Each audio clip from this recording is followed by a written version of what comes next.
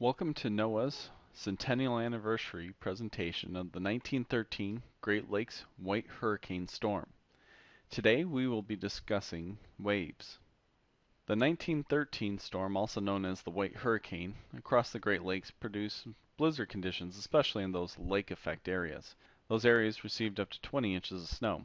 The storm reached its peak on November 9th and 10th back in 1913. It produced wind gusts that were in excess of hurricane force. There were a dozen major shipwrecks and an estimated loss of over 250 lives.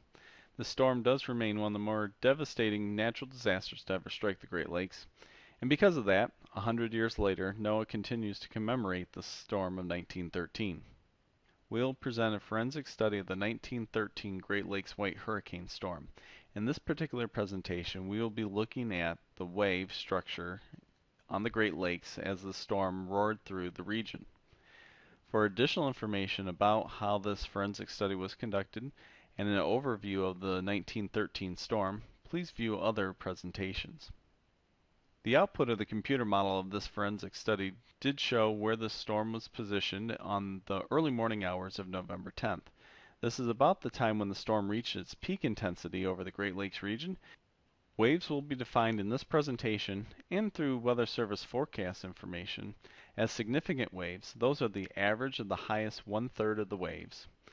And we also look at maximum waves. That is the average of the highest 5% of the waves. Below, the graphic does try to highlight the significant wave height and maximum wave height as how they are representative in the wave spectrum.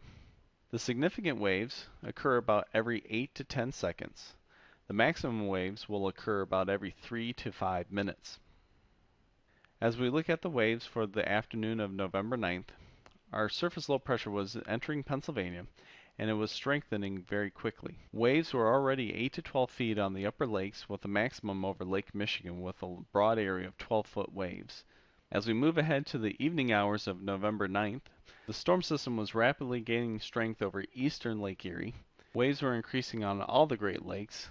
The biggest increase was occurring on Lake Huron, where in the past 10 hours, waves increased up to 12 feet. It was during this rapid increase during the evening hours that most of the shipwrecks occurred across Lake Huron. As we moved further along during the morning hours of November 10th, about the time when the storm was reaching its peak intensity, waves started to increase across Lake Superior and Lake Michigan. Across Lake Superior, they increased those 12 feet in less than 10 hours again, and waves did reach up to 24 feet in the Munising area on Lake Superior. Waves were also increasing across the lower lakes. As we move ahead to the afternoon hours of November 10th, our storm system was just starting to weaken as it was slowly pulling away from the Great Lakes region. Waves were subsiding on most of the lakes. Across Lakes Erie and Lake Ontario, the waves were fairly consistent at this point, but the overall trend was for the waves to start to subside at this point. We'll now take a look at the maximum waves, those waves that are the average of the highest 5% of the waves on that wave spectrum. As we look at the midnight hour as we move from November 9th to November 10th, our maximum waves are observed on Lake Huron, where we have a large area of 32-foot waves and waves up to 36 feet just off the tip of the thumb. And again, these maximum waves are going to occur about every 3 to 5 minutes. The maximum waves for Lakes Superior and Michigan occurred during the morning hours of November 10th. At this point, waves were up to 38 feet on Lake Superior just off of Munising, and up to 30 feet across much of Lake Michigan. During the evening hours of November 10th is when the maximum waves were experienced on the lower lakes, Lakes Erie and Ontario. Across the eastern basin of Lake Erie, that's where waves got up to 24 feet.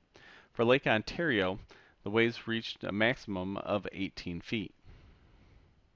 NOAA continues to commemorate the centennial anniversary of our 1913 Great Lakes storm known as the White Hurricane.